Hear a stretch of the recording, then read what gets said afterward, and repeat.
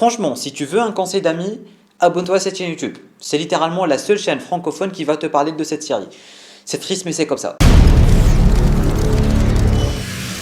Bonjour à tous, j'espère que vous allez tous extrêmement bien mesdames et messieurs et bienvenue sur cette toute nouvelle vidéo dans laquelle on se retrouve pour parler des deux premiers épisodes de la saison 4 de Titan. Et oui, la série est de retour, ça fait extrêmement plaisir, elle est de retour avec sa 4e saison sur HBO Max et du coup aujourd'hui on se retrouve pour faire la review des deux premiers épisodes. Mais avant toute chose, on va prendre une petite partie sans spoiler, de quoi vous donner un peu envie de regarder la série, tout comme je fais chaque année maintenant, mais ça ne marche pas, ça ne marche toujours pas, la communauté francophone ne veut toujours pas regarder cette série, ça m'énerve.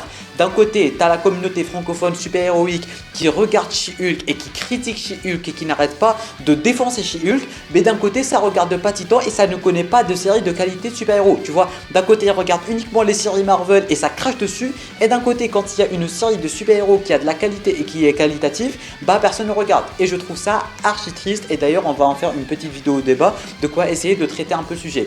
Mais voilà, mesdames et messieurs, pour ceux et celles qui n'ont toujours pas regardé Titan, pour ceux et celles qui ont décroché avec la première ou deuxième saison, je vous conseille vraiment de reprendre la série. Parce que déjà de 1, la série a été reprise par HBO Max et du coup la qualité, bah elle est présente. Elle est vraiment présente, la qualité elle est incroyable de cette série et ça va en s'améliorant. Ça va littéralement en s'améliorant.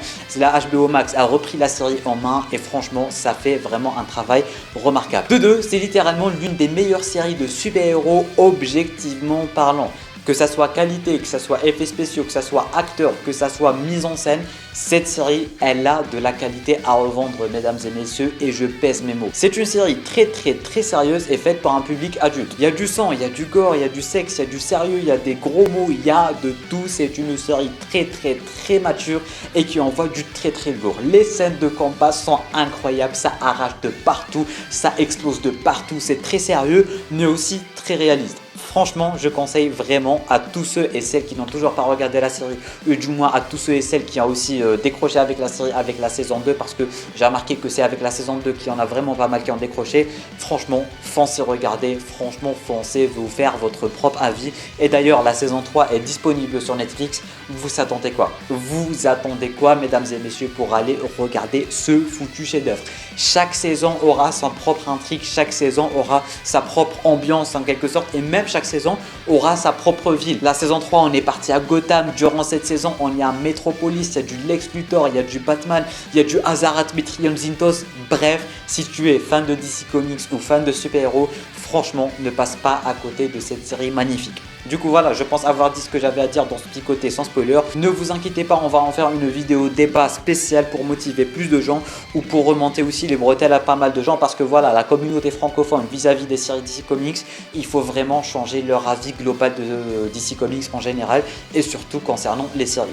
Bref, maintenant on va parler du premier et deuxième épisode de cette saison 4. Deux premiers épisodes, ma foi, plutôt incroyablissimes, qui nous mettent directement dans l'ambiance, mais d'un côté qui vont nous apprendre rien du tout, mais genre vraiment rien du tout. En ce qui concerne la petite patte scénaristique de la série depuis la saison 1, elle est toujours présente, dans le sens où il y aura pas mal d'intrigues et à la fin, toutes ces intrigues en fait, elles vont s'entremêler un peu comme Stranger Things. Et d'ailleurs, en parlant de Stranger Things, cette saison 4, c'est littéralement Stranger Things. Il se passe tellement de trucs bizarres, on a tellement de relations et tout, c'est incroyable. Quand j'étais en train de regarder le deuxième épisode de cette saison 4, je vous jure, c'était Stranger Things. Il se passe que des trucs bizarres, c'est incroyable. Tu comprends rien du tout. Et ce que j'ai aimé avec ces deux premiers épisodes, c'est que voilà, on te met dans l'ambiance, on te met dans le temps de la série, etc. Mais d'un côté, on t'apprend que dalle. Tu vois, on t'apprend vraiment que dalle. Il y a du suspense à mort. Tu te poses 10 000 questions, tu sais pas ce qui se passe, tu vois. Durant les deux épisodes, tu vois du sang de partout. Il n'y a pas une seule scène où il y a du sang, où il y a du gore, tout le monde crasse du sang, sur les fenêtres il y a du sang, sur les corps il y a du sang, il y a des cadavres de partout.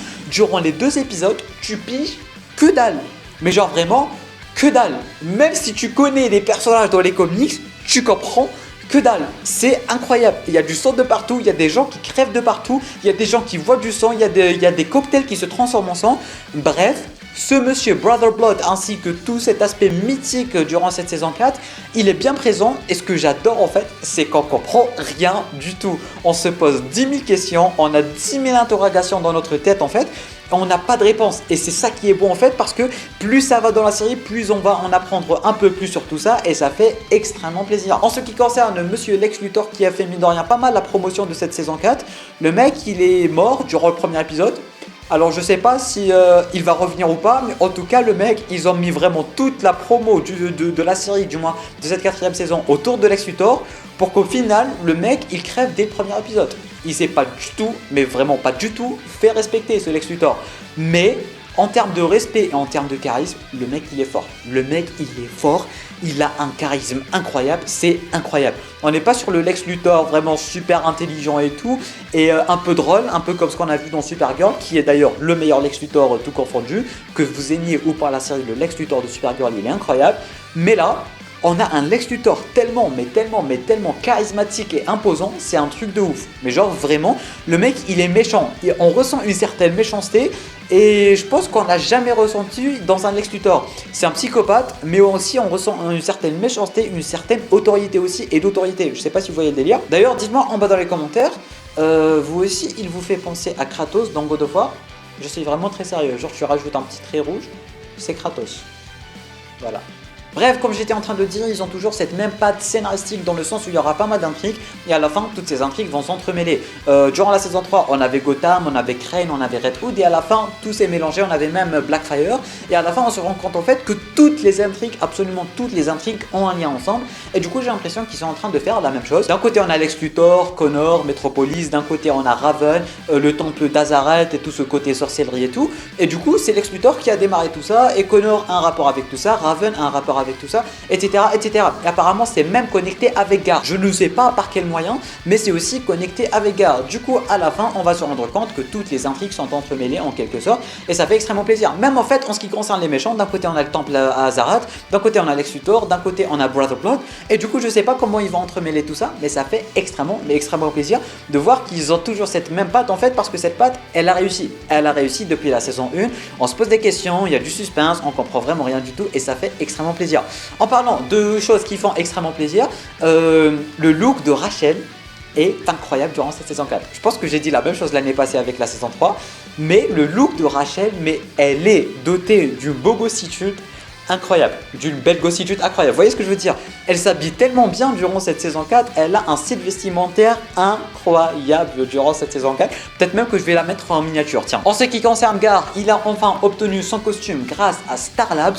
Star Labs où on a mis de rien pas mal de petits easter eggs. D'un côté on avait dit qu'il avait vu Connor avec les lunettes, et du coup ils avaient mis un petit thème de Superman. Ce n'est pas forcément le thème de Superman, mais c'est le thème de Superman de la série. Genre tu vois, tu ressens de l'espoir, tu ressens de la Supermanologie avec ce thème et tout. Ce thème est incroyable. Genre c'est pas le thème de Superman, mais on sait que c'est le thème de Superman. Je sais pas si vous voyez le délire. Ils ont réussi à sentir tout ce côté supermanologique en général avec ce thème, et on l'a entendu mine de rien pas mal de fois durant le premier épisode. On avait du Star Labs, ils nous ont présenté le Love Interest de Tim Drake, si je dis pas de bêtises, c'était le mec qui leur avait fait la présentation de Star Labs. On a Gar qui a son costume, et du coup on ne sait pas forcément qu'est-ce qui est en train de se passer avec lui. D'un côté, dès le premier épisode, du moins dès le début du premier épisode, on voyait des tentacules sortir de Gar, du coup apparemment il apprend mieux à se contrôler. Mais d'un côté pas du tout, vu que le mec il s'est transformé en gorille et a totalement détruit Star Labs. D'un côté aussi, ils arrêtent pas de nous teaser Superman, j'ai l'impression. Alors d'un côté, est-ce que durant la fin de cette saison, on pourrait potentiellement rencontrer Monsieur Clark Kent, aka Superman? On avait une petite statue de son visuel, ils arrêtent pas de parler de lui. On a Connor qui est archi déçu de ne pas l'avoir encore rencontré. Il y a pas mal de rumeurs qui disent qu'il va potentiellement apparaître. Personnellement, je suis quasi sûr et certain qu'à la fin de la saison, il va apparaître, il va rencontrer Connor. Je suis quasi sûr et certain que ça va arriver. Et je suis quasi sûr et certain qu'on aura un poster avec lui. Ça va être archi, mais vraiment archi badass. Ils ont fait la même chose avec Bruce Wayne. Ils l'ont présenté en saison 1. Saison 2, on l'a vu. Ils sont en train de faire un peu la même chose avec Superman, j'ai l'impression. Et du coup, ils le teasent beaucoup trop. Ils le teasent littéralement beaucoup trop. J'ai vraiment l'impression qu'il va apparaître. En tout cas, j'adore vraiment l'ambiance qu'ils sont en train d'instaurer avec cette saison 4. Avec ce côté temple d'Azarat. Azarat maîtrise Zintos pour ceux et celles qui ont grandi avec la série animée. Bref, il y a vraiment de l'espoir pour faire pas mal de dingueries, surtout de ce côté mythique. Raven, à la fin de l'épisode, elle a perdu le truc de son père et elle a des cheveux blancs. J'ai hâte de voir l'évolution du personnage, j'ai hâte de voir comment ça va se passer. Franchement, j'ai juste hâte en fait. En ce qui concerne aussi les visuels, j'ai oublié de parler de Cory. Mais Cory, la meuf, elle est devenue tellement belle, dans le sens où l'année passée j'étais en train de la critiquer parce que je la trouve moche. Là, la meuf, elle est devenue tellement belle, c'est incroyable et je sais pas comment en fait. Saison 1, elle est moche mais à un niveau incroyable. Saison 2, même chose. Saison 3, elle a commencé à s'améliorer, mais là, on dirait une autre personne, une autre actrice. C'est un truc de fou. Elle est tellement belle. C'est incroyable. D'un côté, je pense aussi qu'ils sont potentiellement en train de nous teaser le couple Dick ainsi que Cory. On va voir comment ça va se passer. Rachel et Gar, ils ont toujours cette fameuse amitié, mais je pense pas qu'ils vont aller un peu plus loin que ça à cause des fans qui croient que les acteurs vont vraiment être ensemble. Et du coup, vu que l'actrice de Rachel, elle est un peu beaucoup trop petite, dans le sens où je pense qu'elle est plus petite que moi, ce qui fait un peu bizarre. Bref, tout ceci pour dire, mesdames et messieurs, que j'ai archi apprécié ces 2 premiers épisodes de la série. J'ai hâte d'en revoir plus, j'ai hâte de voir comment ça va se passer, j'ai hâte de voir comment ça va se passer avec Lex. Est-ce qu'il va revenir à la vie? Est-ce qu'ils l'ont fait juste comme ça? Est-ce qu'il va crever une bonne fois pour toutes? Comment ça va se passer avec Raven, le temple d'Azaral, Brother Blood et les titans en général? Franchement, j'ai vraiment hâte de voir comment ça va se passer. En tout cas, n'hésitez pas, vous, à me dire en bas dans les commentaires qu'est-ce que vous avez pensé de ces 2 premiers épisodes que personnellement, comme j'étais en train de dire, je les trouve vraiment archi géniaux. Tu peux mettre un petit pouce bleu, tu peux t'abonner à la chaîne YouTube ainsi qu'activer les notifications en cliquant juste là. Tu peux regarder notre vidéo en cliquant juste là. Et moi, je vous dis à très bientôt pour une toute nouvelle vidéo. C'était Namiad, portez-vous bien.